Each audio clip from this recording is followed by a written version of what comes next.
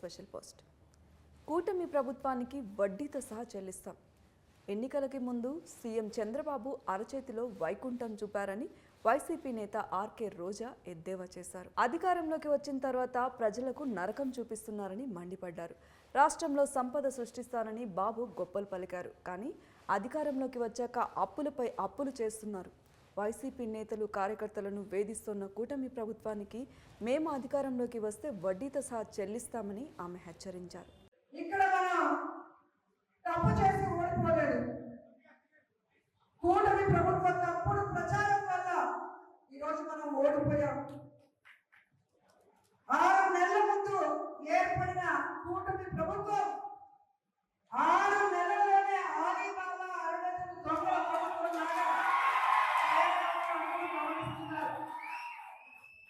ఎన్నికల ముందేమో అరచేతిలో వైకుంఠం చూపించారు కూటమి ప్రభుత్వం వాళ్ళు. అది చేస్తాం ఇది చేస్తామని.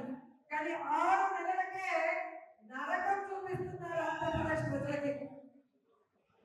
ఈరోజు ఎక్కడికి వెళ్ళిన రాష్ట్రంలో జగనన్నని ఓడించుకొని తప్పు చేశామని ప్రతి ఒక్కరూ కూడా పశ్చాత్తాపడుతున్నారు, బాధపడుతున్నారు.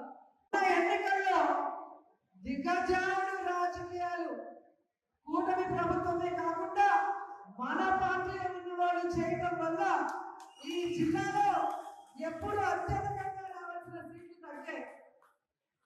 రాబోయే ఎన్నికల్లో కరుణాకర్ రెడ్డి గారి సారథ్యంలో జగనన్నకి చిత్తూరు జిల్లా ఎప్పుడు అండగా ఉంటుందని నిరూపించారు.